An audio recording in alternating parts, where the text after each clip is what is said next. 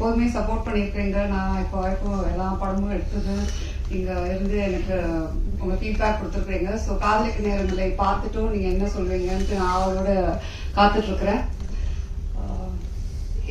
ஜெயம் ரவி கிட்ட நான் வந்து காதலிக்க நேரமில்லை அப்போ கதை அப்போ பேர் கூட டைட்டில் கூட இல்ல, இந்த கதை மட்டும் இருந்துச்சு. அவர்கிட்ட சொல்லும் போது இப்போ இருக்கிற ஆக்டர்ஸ் நீங்க பாத்தீங்கன்னா படத்துல எத்தனை கத்தி வரும், எத்தனை கன்ஸ் வரும், எத்தனை சண்டை வரும், ஃபர்ஸ்ட் எடுத்தோம்னா அவங்க அதுதான் அவங்க கேட்பாங்க. இந்த படத்துல வந்து ரவி நம்ம ஒரு பட்டர் நைஃப் கூட யூஸ் பண்ண மாட்டோம் அப்படின்னு சொன்னேன். தைரியமா அந்த படம் யூஸ்வலா ஒரு ஆக்டர் வந்து கொஞ்சம் ஆக்ஷன் படமே பண்ணிட்டு இருக்கிறேன், நான் அந்த இமேஜ் நான் மெயின்டைன் பண்ணணும், இந்த இமேஜ்க்குள்ள நான் திருப்பி வந்துட்டேன்னா அப்படின்னு ஒரு குழப்பம் இருக்கும். ரவிக்கு ரொம்ப கிளியரா ஃபர்ஸ்ட் எடுத்தோன்னே நான் பண்றேன் அவ்வளவுதான், அதுக்கப்புறம் நோ லுக்கிங் பேக், வேற எதுவுமே கேள்வி கேட்கல, தைரியமா நம்பி அவர் வந்து இந்த கதை பண்ணாரு. So thank you Ravi. அண்ட் நீங்க பாலச்சந்தர் சாரோட என்னை கம்பேர் பண்ணும்போது எனக்கு ஒரு வாட்டி I am getting goose bumps because I am so like overwhelmed by that. I adore him. Nithya Menen வந்து நான் அவங்க சொன்ன மாதிரி அவங்க கிட்ட கதை சொல்லும் போது எனக்கு தெரியும் அவங்க ரொம்ப செலக்டிவா கதை பண்ணுவாங்க. அண்ட் ஆல்ரெடி அவங்களை பத்தி என்ன நான் கேள்விப்பட்டிருக்கேன்னா அவங்க எல்லாத்துலயும் ரொம்ப கரெக்டா இருப்பாங்க, ஸ்ட்ரெயிட் ஃபார்வர்டா இருப்பாங்க. சம்டைம்ஸ் சில இடத்துல எல்லாம் கொஞ்சம் ஸ்ட்ரிக்டா இருப்பீங்கன்னு கூட நான் கேள்விப்பட்டிருக்கேன். So when I met you நான் அந்த ஒரு இதுலதான் இருந்தேன். ஸோ ஃபர்ஸ்ட் டைம் ஷூட்டிங் போகும்போது அவங்க கிட்ட நம்ம எப்படி பேசுறது, டக்குன்ட்டு ஏதாவது இதாகுமா, ஏதாவது அவங்க கொஞ்சம் ஸ்ட்ரிக்டா இருப்பாங்களா, ஏன்னா எனக்கு வந்து I would like exact opposite exactly. But அதுதான் வெளியில ஏன் அப்படி பேர் உங்களுக்கு ஸ்ட்ரிக்ட் ஆபீசர்ன்றது தெரியல. Till today I feel like that it's a friendship that is going to last forever ன்ற மாதிரி தான். ஸோ அந்த அளவுக்கு வந்து கம்ஃபர்ட், அந்த அளவுக்கு காதலிக்க நேரமில்லைக்கு ஒன் ஆஃப் த மெயின் பில்லர்னு சொல்லலாம். சொன்ன மாதிரி ரவி சொன்ன மாதிரி அவங்களோட கேரக்டர் அந்த போல்டா அதை ஏத்துட்டு பண்றது வந்து நிறைய பேர் அது பண்ண மாட்டாங்க. So thank you Nithya. And Vinay வந்து அவர் இந்த படத்தை ஓகே சொல்ல எனக்கு ஃபர்ஸ்ட் டைம் மீட் பண்ண படம் அவருக்கு கதை சொல்லும் போது அப்படியே யோசிச்சாரு, கிரு ஓகேயா இது வந்து எப்படி அது மாதிரி ஏதாவது டைப் காஸ்ட் பண்ண அதெல்லாம் எதுவுமே இல்ல Vinay.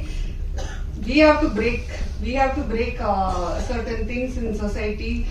We have to normalize a lot of things அப்படின்னு சொல்லும் போது அவங்க okay I completely trust you அப்படின்னு சொன்னதுதான். அவர் இன்னைக்கு வரைக்கும் அவர் ஃபுட்டேஜ் எப்படி என்ன ஏது எதுவுமே கேட்கல. அவர் வந்து ஐ திங்க் அதனாலதான் அவர் one of the like best actors where is willing to do different characters. In fact நான் அதுக்கு முன்னாடி 2-3 பேர் கிட்ட கேட்கும்போது அவங்களும் ஒரு பயத்துல இருக்கிறாங்க. ஐ திங்க் ஒரு ஆக்டரா பயப்படவே கூடாது. You should try. Like நீங்க சொன்ன மாதிரி you might fail, it might not work out, but நீங்க ட்ரை பண்ணலன்னா then ஆக்டரா இருக்கும்போது நாங்க டைரக்டர்ஸ்லாம் more actors should come, more characters அப்பதான் நாங்க எழுதுவோம், மோர் புதுசா ட்ரை பண்றதுக்கு நீங்க ஒரு ஸ்கோப் கொடுத்தீங்க. அண்ட் டிஜே பாண்டு வந்து நான் ஏற்கனவே சொன்ன மாதிரி அவங்க வந்து கொஞ்சம் ரொம்ப யோசிச்சாங்க. ஒரு சப்போர்ட்டிங் ஆக்டரா நான் ரொம்ப இம்பார்ட்டன்டான ரோலா எனக்கு very close to my heart அந்த கேரக்டர். ஸோ ஃபர்ஸ்ட் வந்து இல்ல ஐ எம் நாட் டூயிங், நான் வந்து மெயின் லீட்ஸ் கொஞ்சம் பண்றேன். இது வந்து ஒரு ஸ்மால் பட் இம்பார்ட்டன்ட் ரோலா இருந்துச்சு. ஃபர்ஸ்ட் பண்ணலன்ட்டாங்க. அதுக்கப்புறம் என் டீம்ல வந்து ஒரு 20 பேர் போட்டோ காட்டியிருப்பாங்க, 20 பேரோட வீடியோஸ் காட்டினாங்க, எல்லாமே காட்டினாங்க. எல்லாத்தையும் பார்த்துட்டு இவங்க நல்லா இருக்காங்க, ப்ரொடக்ஷன் எல்லாருமே சொன்னாங்க. எல்லாம் அந்த 20 பேரையும் பார்த்துட்டு வந்து திருப்பி நான் டிஜே பானுக்கு தான் வந்து நிற்பேன். திருப்பி அவங்களுக்கு ஃபோன் பண்ணுவேன், கொஞ்சம் கன்சிடர் பண்ணுங்களேன், இல்ல பரவாயில்ல, திருப்பி ஒரு ரவுண்ட் போகும். அது மாதிரி ஃபைனலா வந்து சரி இவங்க நான் நடிக்கலன்னா என்னை விட மாட்டாங்கன்ற இதுலயே அவங்க வந்து ஓகே சொன்னாங்க. So I am happy. நான் அவங்க கிட்ட சொன்னேன், ரஹ்மான் சார் வந்து அவங்களோட தீம்க்கு வந்து ஒரு சாங் அவ்வளோ பியூட்டிஃபுல்லா அவங்க போட்டு வச்சிருக்காங்க. At least for that reason I think you should be really happy doing this film. And of course Yogi Babu வந்து காஸ்ட் பண்றதே வந்து படத்துல யோகி பாபு இருந்தாருன்னா ஷூட்டிங் அவர் வந்துட்டு போனாவே கலகலன்னு இருக்கும். நான் சொன்ன மாதிரி பாப்கார்ன் இல்லாம படம் பார்க்க முடியாத மாதிரி தான் தமிழ் படம். யோகி பாபு இல்லாம ஒரு தமிழ் படம் எடுக்க முடியாது. ஸோ யோகி பாபு இருந்துட்டு நாங்க வந்து ஜாலி பண்றதுக்கே அவர் வந்து காஸ்டிங் பண்ணிக்கலாம். And of course Lakshmi ma'am, Mano sir, John Kokken, with you வந்து ஒரு சீன் தான் வருவாங்க, ஆனா அவங்க நச்சுன்ட்டு ஒன்று பண்ணிட்டு போயிருப்பாங்க. ஸோ எனக்கு வந்து ஐ திங்க் காஸ்ட் காதலிக்கு நேரமில்லையில வந்து அது கதை எழுதுனது வந்து அப்படியே தூக்கி கொண்டு போய் அங்க நிறுத்தது வந்து என்னோட காஸ்ட் தான். So thank you all very much. இந்த படம் வந்து நீங்க இப்போ ஒரு விஷுவல் பாக்குறீங்க, ஒரு எடிட் பேட்டர்ன் பாக்குறீங்க. இந்த படம் இந்த அளவுக்கு வந்து எனக்கு ரொம்ப திருப்தி கொடுத்துருக்குன்னா இந்த 2 பேக் போன் தான் சொல்லுவேன். கேமிக் அவரோட விஷுவல் இந்த படத்தை பார்க்கும்போது I feel I have not seen a Tamil film like that Gamik till date, at least maybe in recent times. So எனக்கு அவ்வளோ நானே என்ஜாய் பண்ணி அந்த விஷுவல்ஸ் வந்து பார்த்துட்டு இருக்கேன். அண்ட் கேமிக் பொறுத்த வரைக்கும் அவர் வந்து அகைன் நோ ஈகோ. சம்டைம்ஸ் அந்த டைரக்டர் அண்ட் கேமராமேன் வந்து ஒன்னா ஜாயின் பண்ணதுக்கு ஒரு ஈகோ இல்லாம ஒரு கொலாபரேஷன் பியூட்டிஃபுல்லா ஒர்க் அவுட் ஆகணும். அது எனக்கும் கேமிக்கும் நடந்துச்சு இந்த படத்துல. ஸோ அதனாலதான் நீங்க சொல்ற மாதிரி இந்த படமே ஃப்ரம் பிகினிங் டு எண்ட் வந்து it was lovely shooting. Daily காலைல எங்கேயோ ஸ்கூலுக்கு போகணுமேன்றதுலாம் இல்லை, ஜாலியாக ஸ்கூலுக்கு போனால் லஞ்ச் கட்டிட்டுன்ற மாதிரி தான் நாங்கள் எல்லாம் மீட் பண்ணுவோம்.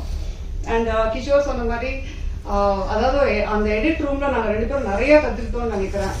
ஒரு ஃபில்ம் மேக்கிங்னாவே அங்க நிறைய விஷயம் நாங்க கத்துக்கிட்டு டிஸ்கஸ் பண்ணி ஒரு ஷார்ட்டும் ஒரு இதுவும் நிறைய நாங்க வந்து சேஞ்ச் பண்ணி, but it was a learning experience for me and Kishore. அதுதான் சொல்றேன். ஸோ அஃப்கோர்ஸ் ப்ரொடக்ஷன் வந்து எல்லாரும் நினைச்சுப்பாங்க இது ஏன் ப்ரொடக்ஷன் ஹவுஸ் அப்படின்ட்டு. ஆனா சத்தியமா அப்படி இல்லை. ஒன்னொன்னுக்கும் நான் அந்த கேள்விக்கு பதில் சொல்லணும். வந்து கேள்வி கேட்பாங்க, என்ன இந்த பட்ஜெட், என்ன இங்க வேற என்ன அப்படின்னு கேள்வி கேட்பாங்க. அதுக்கு நான் வந்து I hope I was like a producer's director. நீங்க வெளியில ஸ்ப்ரெட் பண்ணீங்கன்னா எனக்கு வேற ப்ரொடக்ஷன் சான்சஸ் கிடைக்கும்.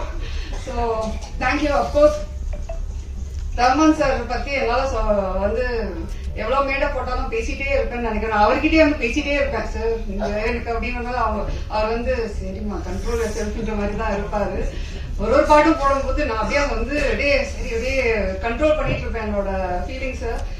சூப்பரா பாட்டு ஒரு பாட்டுமே வந்து டைம் எடுத்து போட்டு try this out, if you don't like டெல்லுன்னு வேற சொல்லுவாரு. எனக்கு வந்து எப்படி அவருக்கு பிடிக்கல, ஃபர்ஸ்ட் ஆஃப் ஆல் எப்படி ஒரு ரஹ்மான் சார் பாட்டு பிடிக்காம இருக்க முடியும், பிடிக்கலனாலும் எப்படி சொல்றதுன்ற போது ஒரு பாட்டுல ஒரு எனக்கு சார் இது வந்து கொஞ்சம் அந்த மூடுக்கு செட் ஆகல சார் அப்படின்னு சொன்னா அப்படியா சரி ஓகே வேற போட்டு கொடுத்துடலாம் தான்.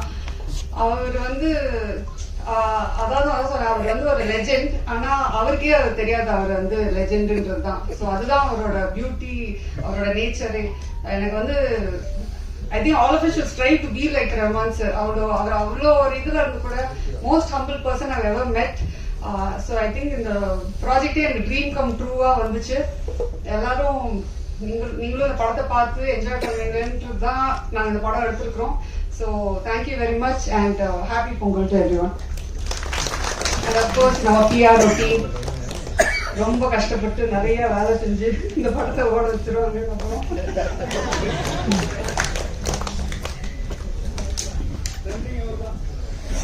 ஒரு குரூப் பிக்சருக்காக மே ஐ ப்ளீஸ்